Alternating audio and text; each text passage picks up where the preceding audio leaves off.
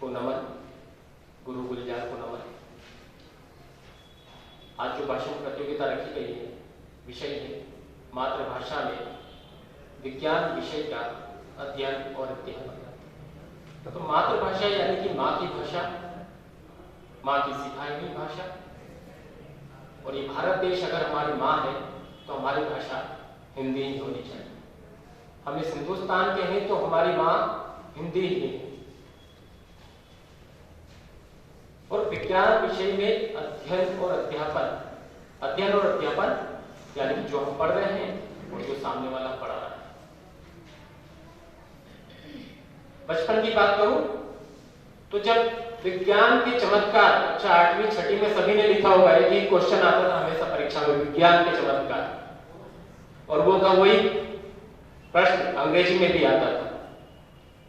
विज्ञान के चमत्कार हिंदी में अगर लिखने को बोला जाए तो 2 पेज 3 पेज भी लिख दिया जाता था। लेकिन वही अंग्रेजी में आ जाए कि वंडर ऑफ साइंस तो हमारे पसीने छूट जाते। क्योंकि हर जगह पर हर कोई एक ही चीज लिखी है अंग्रेजी में, लेकिन हिंदी में तो हम बहुत कुछ लिख सकते हैं। क्योंकि मातृभाषा में लिखी गई चीजें हमें ज्यादा समझ में आती है। माँ अगर खाना बनाना सिखा रही है अपनी भाषा में तो हमें जल्दी याद होगा।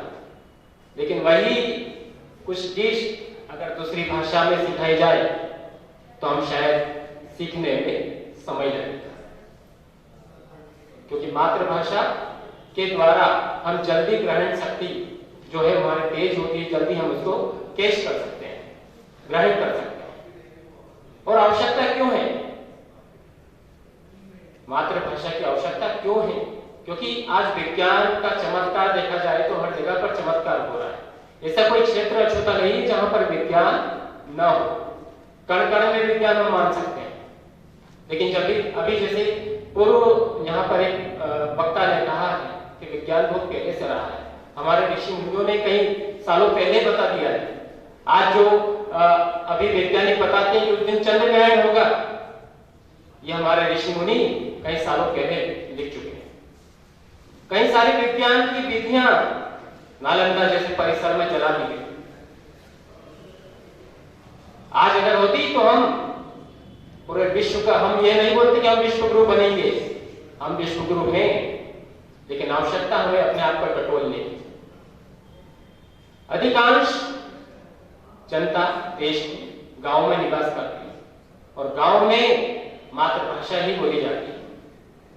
और जब बच्चा वो गांव से निकलकर शहर के स्कूलों में आता है, कॉलेजों में आता है, वहां पर भाषा केवल है अंग्रेजी। और जब अंग्रेजी होती है तो वहां अपने आप को कमजोर समझने लगता है। और कमजोर समझने लगता है तो वहां से पीछे पैर करने लगता है और भागने लगता है। तो हमें आवश्यकता है कि उस विषय को हिंदी में रखा जाए, अपनी मातृभाषा में रखा जाए। नई शिक्षा नीति में भी अभी लागू किया गया है कि 1ली से 5वीं तक की शिक्षा बच्चों की उसकी मातृभाषा में बहुत जरूरी है। क्योंकि घर में बच्चा अपनी मां से ही सीख रहा है। बच्चा घर से स्कूल में तो अंग्रेजी सीख कर आ रहा है, सब कुछ सीख कर आ रहा है, लेकिन घर में माता और पिताओं को भाषा आती नहीं। फिर उन बच्चों को कोचिंग सेंटर के हवाले या फिर ट्यूटर के हवाले करना पड़ता। हम जो उन्हें अपनी मातृभाषा में सिखा पाएंगे वो कोई भी ट्यूटर नहीं सिखा पाएगा। इसलिए अंत में बात को ले जाते हुए मेरी कविता की कुछ लाइनें बोलना चाहूंगा। 2 लाइनें कि अंग्रेजी को छोड़िए हिंदी को पकड़िए, अंग्रेजी को छोड़िए हिंदी को पकड़िए, हिंदी ही तो मेरी माँ जैसी लगती है। धन्यवाद। जय हिंद।